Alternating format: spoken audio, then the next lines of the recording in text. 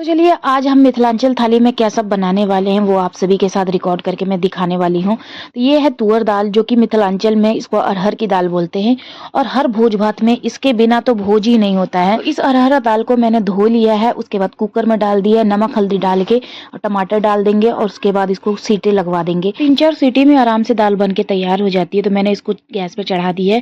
दूसरी साइड में मैं चावल के लिए पानी रख दी हूँ। अब ये जब तक गर्म होगा तब तक मैं यहाँ पे भिंडी काट लेती हूँ। वैसे मिथिलांचल में ना इतना शुद्ध और देसी खाना खाते हैं, उनको बाहर का खाना अगर मिल जाए ना तो उतना पसंद नहीं करेंगे जितना उनको रोज रोज एक ही खाना अगर मिले तो उसको पसंद करेंगे। तो हर दिन भिंडी खाते हैं, हर दिन तोरी खाते हैं, हर दिन करेला खाते हैं।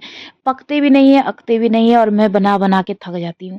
तो अब यहाँ पे वही खाना देसी बनाना होता है हर दिन। तो यहाँ पे मैंने भिंडी तो काट ली है, कढ़ाई चढ़ा दी है, तेल डाल दिया है और ये इसके साथ ही मैंने मिर्ची और प्याज को काट लिया है। अब इसको मैं डायरेक्ट डाल दूंगी तेल में, गरम तेल में, और उसके साथ ही भिंडी डाल दूंगी। वैसे मार्केट से जो भिंडी लेके आते हैं हम, उसको अगर बनाओ ना तो उसमें इतना लस्सा नहीं निकलता जितना जो फ्रेश भिंडी हम खेत से तोड़ के बनाते हैं उसमें से निकलता है। यहाँ पे देखिए बात करते करते मेरी दाल भी बन गई है और उसके साथ ही यहाँ पे मेरे चावल भी बन के तैयार हो गए हैं।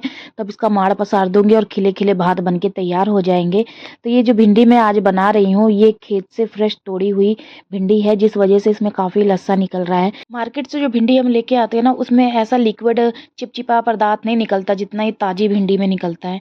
तो यहाँ पे अब इसको सिम आंच पे हम पकाएंगे भिंडी को, तो अपने आप ही इसका जो लस्सा है जैसे जैसे पकेगा अपने आप खत्म होता जाएगा। अब दूसरी साइड में मैं अब यहाँ पे तोरी छील लूंगी, क्योंकि तोरी की भुजिया भी बनानी है। एक सब्जी होती है, एक भुजिया होती है। मिथिलांचल में सब्जी में सब मसाले डलते हैं लेकिन भुजिया में कोई मसाला नहीं डलता सिवाय नमक और हल्दी के। तो यहाँ पे वही भुजिया बनाने वाली हूँ और यहाँ पे दाल का छौंका लगा रही हूँ, जीरा, तेज पत्ता और सूखी मिर्च का। तो यहाँ पे देखिए ये दाल बन के तैयार हो गई है, अरहर की दाल है। दूसरी साइड में यहाँ पे देखिए तोरी छील रही हूँ। ये जो टूल मंगाया है ना मैंने तोरी छीलने वाला, इतना ये अमेजिंग है चॉपर। पहले मेरे ससुराल में नहीं था, लेकिन जैसे जैसे मेरे को किचन संभालना पड़ गया तो अपनी सुविधा के लिए मैंने हर वो चीज़ मंगा ली जिससे मुझे किचन में काम करने में सुविधा हो। तो यहाँ पे मैंने देखिए एक कटर भी मंगाया हुआ है जो कि इतनी ईजिली सारी सब्जियां कट जाती हैं। कुछ नहीं करना होता, बस थोड़ा थोड़ा प्रेस करना होता है और कट कट करके सारी सब्जियां कट जाती हैं। लेकिन हाँ, अगर ध्यान नहीं दिया तो आपकी उंगलियां भी कट सकती हैं। अब यहाँ पे मैं छौंका लगाऊंगी तोरी की भुजिया का।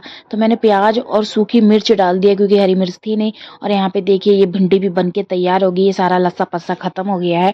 उसी साइड में तोरी की भुजिया बनाने के लिए जो मैं प्याज भून रही थी वो भी गोल्डन हो गए हैं। अब मैं तोरी डाल दूंगी, उसके बाद नमक और हल्दी के अलावा मैंने कोई मसाला नहीं डालना है और इसको रख देना है चला के सिम आंच पे।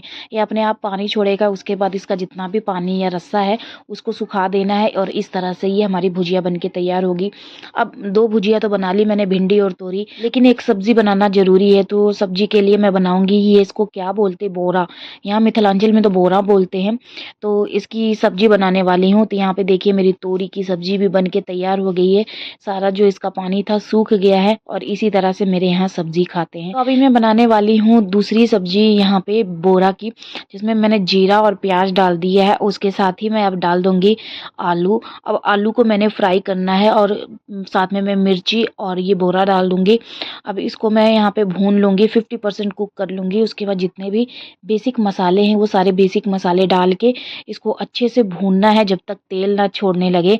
तो मैं इसको भूनूंगी। उसके साथ ही आखिर में मैं यहाँ पे डाल दूंगी टमाटर, क्योंकि टमाटर पहले डालने से ना आलू नहीं पकते हैं। तो आलू मेरे अच्छे से पक गए हैं और बोरा भी पक गया है। अब मैं थोड़ा सा पानी डाल के इसको थोड़ा रस्सा रखूंगी और इसको पकने के लिए रख दूंगी इसी आंच में। तो यहाँ पे देखिए मेरी ये बोरा की सब्जी भी बन के तैयार हो गई है। तो यहाँ पे मैंने 2 भुजिया और एक सब्जी बनाई है, दाल चावल मैंने पहले बना दिया है। अब मैं लगाऊंगी थाली। तो ये आज मैं थाली लगाने वाली हूँ पतिदेव की, ये पतिदेव की थाली है। कैसी लगी आप सभी को वीडियो मुझे कमेंट में बताइएगा। फिर मिलेंगे एक नई वीडियो में, तब तक लिए बाय बाय।